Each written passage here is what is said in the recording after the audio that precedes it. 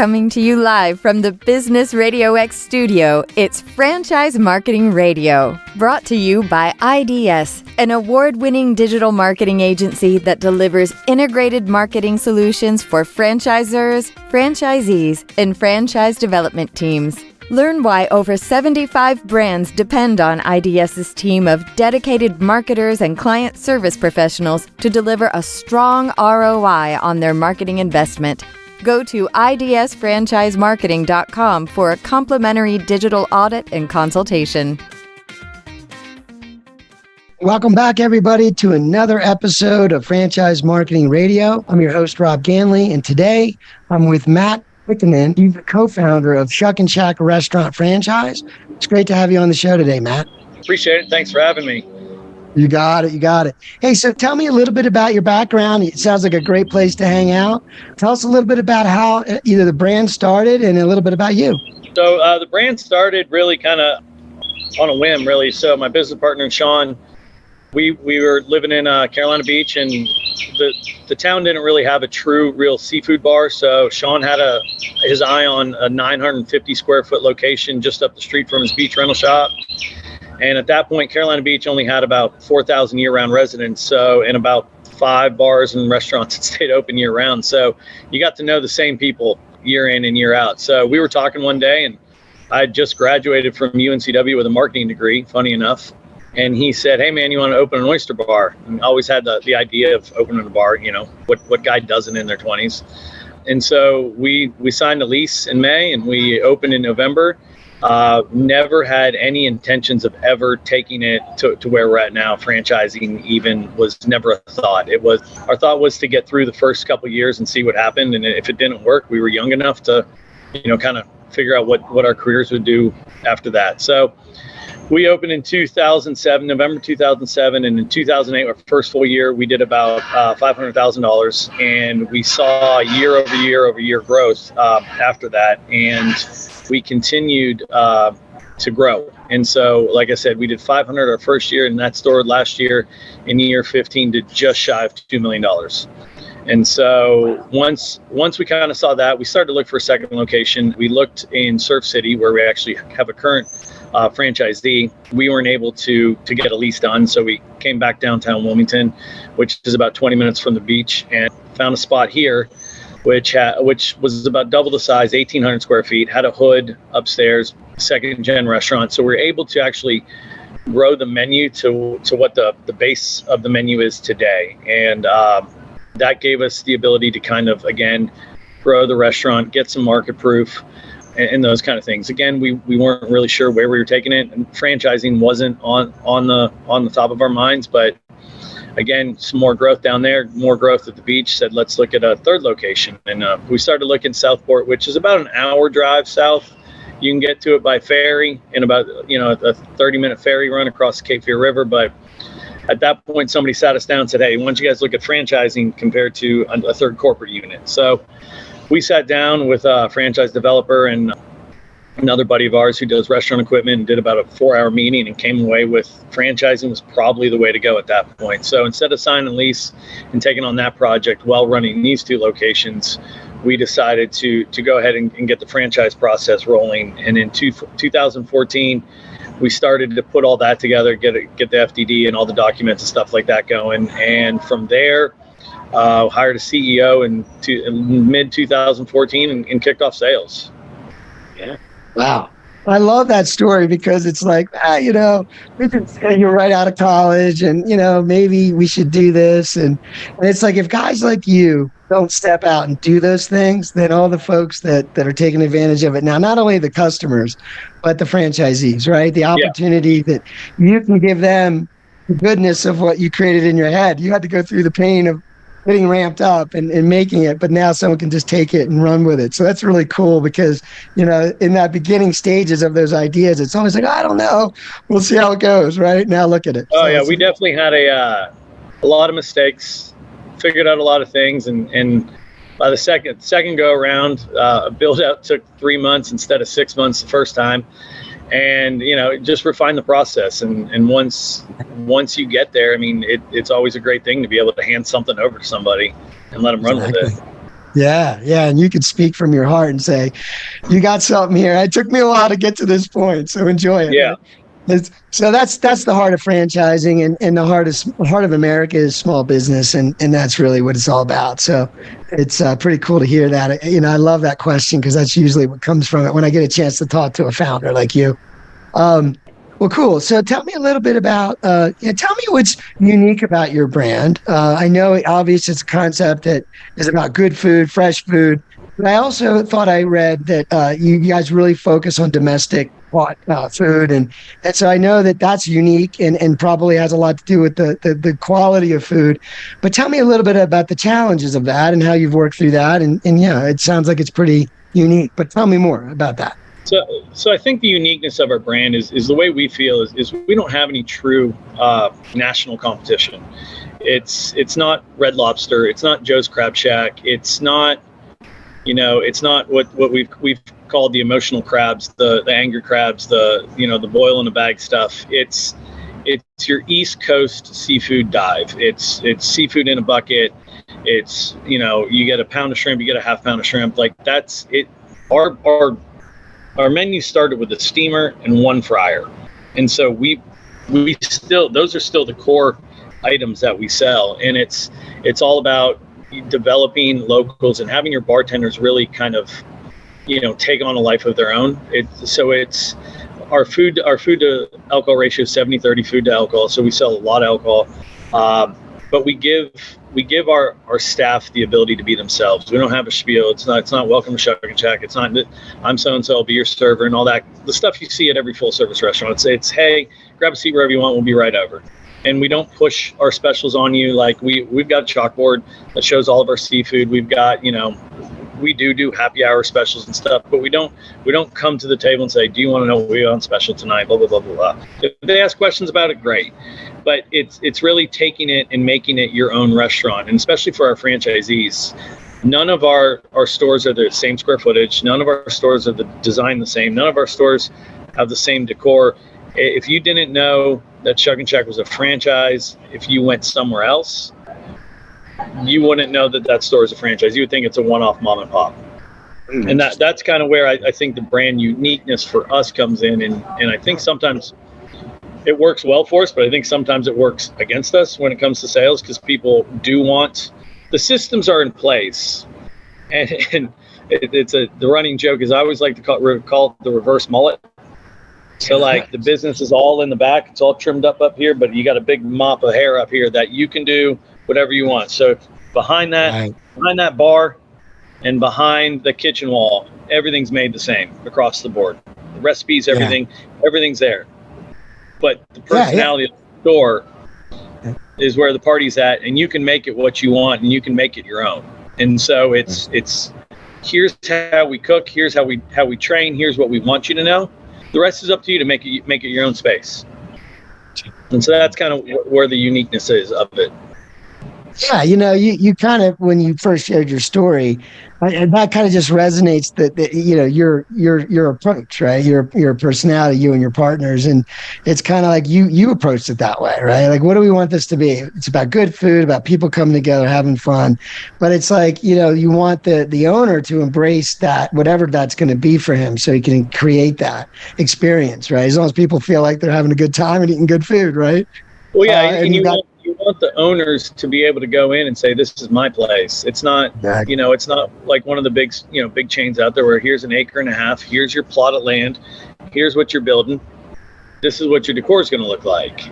So you give them a say. I mean, we're working on a store in Viera right now, going through permitting and stuff like that, but the franchisees wanted the biggest bar in Brevard County, so we've got a 50-seat bar that we're trying to get passed by the city. Really just making sure that the patio is what they want. But it was like, let's make a big 50-seat bar, so it goes down the whole side of the building, and that's cool. Kind of what we're trying to do.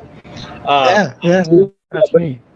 As far as the American or domestic seafood, that started with my dad. My dad worked for Wild American Shrimp at the time when we opened, and so he was traveling all over the Gulf and the East Coast and certifying packers and fishermen as certified wild American shrimp, the stamp that you still see out there today. He was part of that group. And so when we said we were going to do this, and he had worked for Heinz in the past, and he had seen farm raised shrimp, pond raised shrimp, and you can taste the difference. You really can. If you're given a domestic shrimp that's swimming around free in the ocean, or something that's grown in a pond in its own, where they don't get to move around a lot, put it that way. You're going to taste the difference on the seafood. So we actually started, when we opened the original location, we would go down to the dock, buy 300 pounds of shrimp. The shrimpers would call us when they come in, did $2.50 a pound. We'd grab a 12-pack of beer, and we'd go down there, and we would head all the shrimp right there, dump it right back in the water. And then we bag it up and put some in freeze them in some water, and some would just go right on the line. We did that for about the first year and a half, I would say. And then the volume got too much. We couldn't find, 5,000 pounds of shrimp to go do that with in a single location. So we got to the point where, now we're running through 300 to 400 pounds of shrimp a week at our original location. So it's not a sustainable model for us to go find that shrimp, but we wanted to continue to carry wild American shrimp. So right now we work with U.S. Foods. We work with some different seafood purveyors, and all of our shrimp comes from the Gulf. Mostly the Gulf, white and brown shrimp, some East Coast shrimp, depending on when the season comes in. But it's all packed. We get it in 5-pound blocks, frozen blocks of water, IQFs, or not IQF, but frozen in 5-pound blocks of water. And that's really the most sustainable way. And it still has the flavor of when we used to get it off the dock. There's no difference in it. And so that's kind of where, and that's the one real principle of food that we've stuck by the whole time. That's what we need to do. Yeah. I was thinking that, because this is a marketing show, right? And when I talk to guys like you that run restaurants, and the quality of the food is such a part of the marketing, right? When you think of like cheesesteaks in Philly, right? There's some hole in the wall places they couldn't possibly keep empty, right? They're just constantly lines or whatever. People just want to eat the food, right? And so that's part of it, right? It's like that, knowing that I can get that awesome food. It's with the, spurs the word of mouth and the repeat business. But talk a little bit about, how do you launch a new location? Like what's that approach? And from a marketing standpoint, meaning, so like you finally get the doors open. How does that look from the first day to maybe the year one? What are the goals, and how do you help someone get to the place where it probably took you a little longer the first time? But anyway, how does that work? So we start our marketing with our store. Pause real quick. I got a truck pulling up. Can you hear it? No, I cannot hear. You sound all right. Okay. So we start. As soon as we get a lease signed, we'll get out on the social media side of things and kind of put out what our difference is and talk about our domestically sourced seafood and being an oyster bar and being what we're going to bring to your city, basically. And from there, so that social media aspect ramps up. We've got a list of things that we ask the franchisees to do rolling into the opening. But once we get to opening, we'd like to, really kind of hit that grand opening hard. We used to do 4 weeks after we do soft opening and let it kind of roll into it, but we're in the middle of changing that process to going about a week and then really doing a big grand opening to really kind of capture the newness of the restaurant.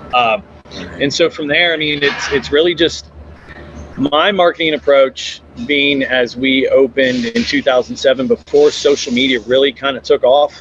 Everybody had a social media account, but it wasn't used for marketing like it is now. We like to tell people to get out and go meet your neighbors, carry some $10 gift cards with you, go visit other restaurants, talk to bartenders, let people, even if you don't tell them what you're doing exactly, you can get out there and you can figure out what's going on within your community. For instance, like our Surf City franchisee, he ordered 1,000 koozies, maybe even 2,000 koozies, I'm not sure. But before he even opened the doors, they moved into Surf City. They were not local to there. They were from Virginia. They found us. They said, hey, we want to just be on the coast. Find a place that you think will do well. And they immersed themselves in the community. And they gave out 1,000 koozies to locals before they even opened the doors and said, hey, we're coming here, had the address, phone number, all that stuff. And from day one, they have not slowed down. And they get involved in charities. You know, we're involved with charities. We ask that each store gets involved with some kind of charity. What's maybe personal to you, or if there's something happened to your community, do that. And it's really it's grow the restaurant, you know, without compromising, and really getting involved in your town, your city, your community, however it may be. Yeah. Now, I know in a lot of models, you know, obviously interacting with the community, with people, obviously, but then there's also the business connections, right? Do you guys, or I'm not sure if it's something that everyone does, but I would think that local businesses nearby would love your food. Like, this kind of food is like, everybody loves it, right? Like, so I don't know, is there any other types of ways that you partner with businesses locally that help your franchisees, or is it mainly just partnering with the community? I would say it's maybe not like partner with businesses. I mean, we will, you know, partner with somebody if they've got something going on. You know, if they're doing, if somebody's doing a fundraiser and they want us to be a part of it, we'll always jump in on something like that. My big thing is when you're moving in, and once you get the store open your first couple months, is go to those businesses, call them up, say, hey, we're going to bring you some appetizers today. How many people are in your office? You know, bring a couple $10 gift cards over there, bring them some food, maybe take a picture, tag us, hashtag whatever you want, or ask that you tag us, or we'll tag you. And then they have had your food. You know, the customer service is top notch, because we called and said, basically, we're going to bring you food. We want you to, you know, just let people know about us. And then, so you go to a car dealership, you know, you're talking to your dealer. As you're waiting for your loan to get approved, you get into conversations. Now it's like, hey, we went to the Shuckin Shack. We tried this place out. You should check it out. And then that person goes and checks it out. I mean, word of mouth is still the number one way to spread your business. And and if you do it that way, and then you tag businesses within that, that's how you grow the social media presence, because especially after COVID, that was the only way to talk to people. So I have Instagram, Facebook, and I even scroll over all that stuff. I don't look at restaurants on social media to say that's where I'm going to go eat today because there's specials on there. And I think a lot of people do that. It's become a lot of white noise on there, and you've got to really differentiate yourself. And I don't know if anybody's really figured out the best way to do that. Yeah. But being present in the community and using the social media to show what you're doing and the good you're doing, I think that's the way to really do it.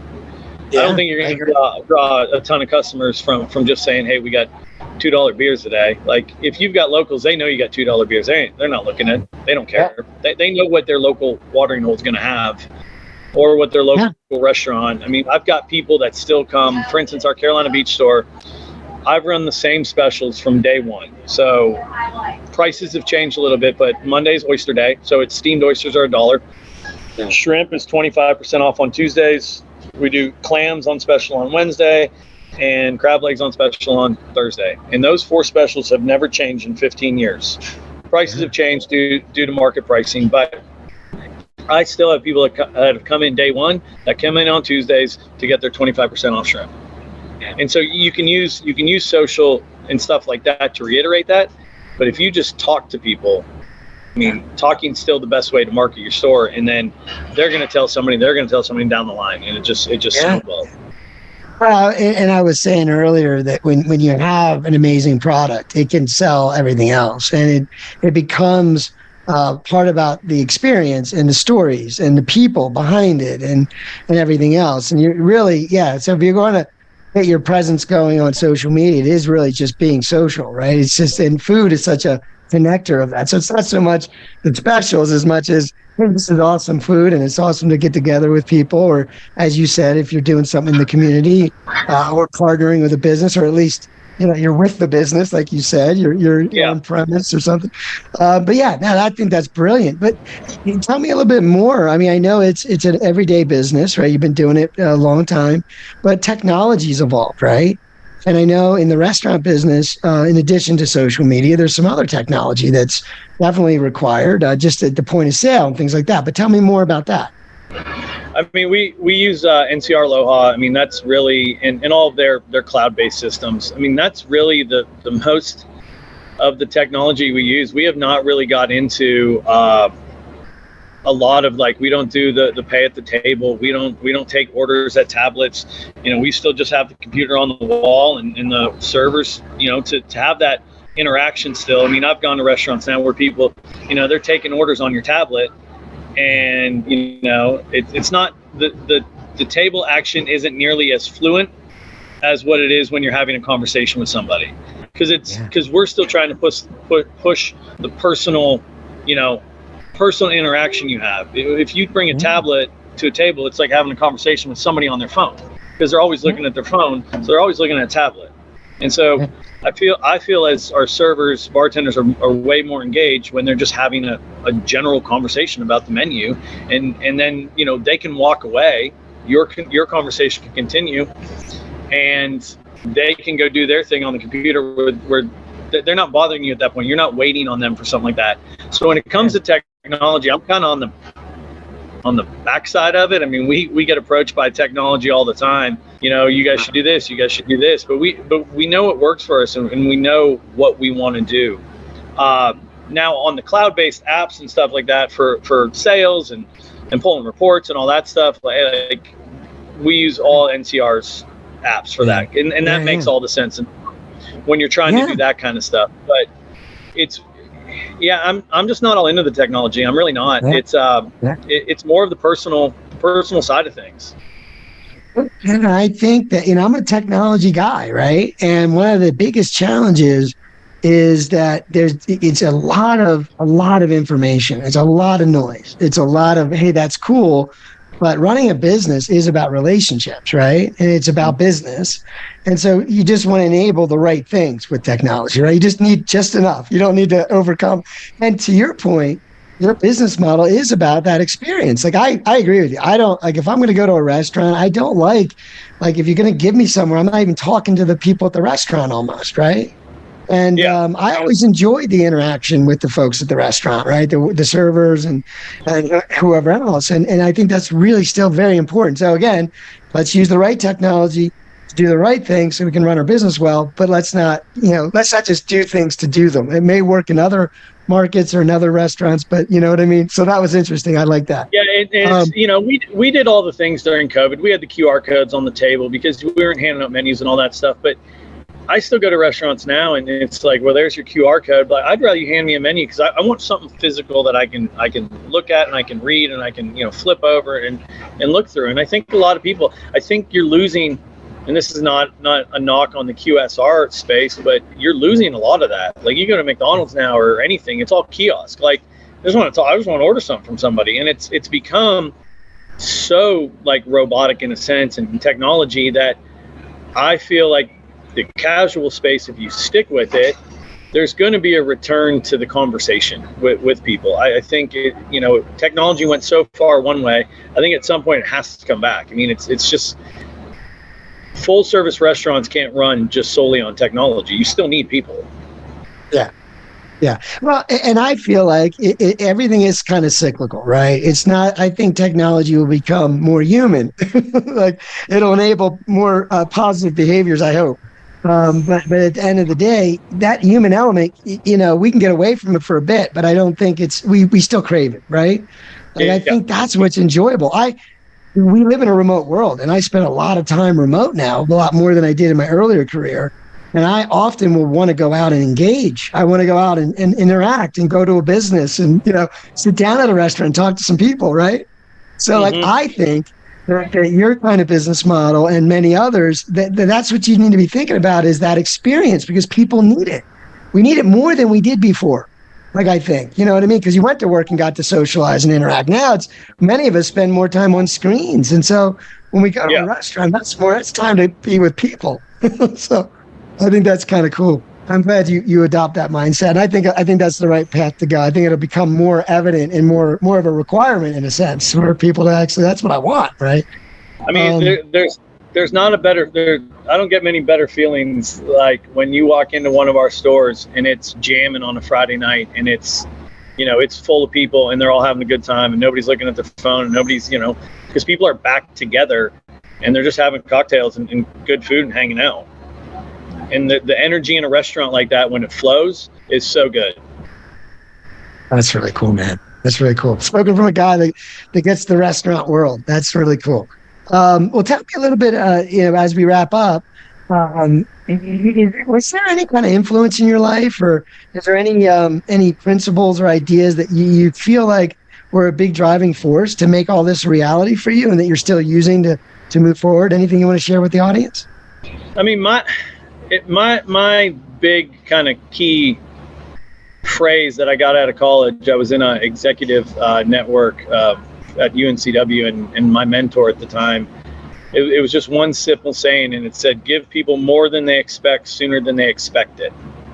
And so when it comes to working in the restaurant, and I'm bad for this because it doesn't always, it doesn't always come off well with my managers and everything when it's, well, so-and-so wants this and we need to upcharge them for this and how are we going to do this? And my thing is give them what they want so they come back. If it costs us $2 on the back end because of some sort of, pricing difference, like one of the kind of the funniest ones is way back in the day, our steam pot our steam pot comes with shrimp, clams, corn, crab legs, oysters, and some coleslaw on the side. And that's like our big steam pot. It's a big family meal. And somebody wanted to sub clams for chicken wings. Doesn't make any sense to go in the pot.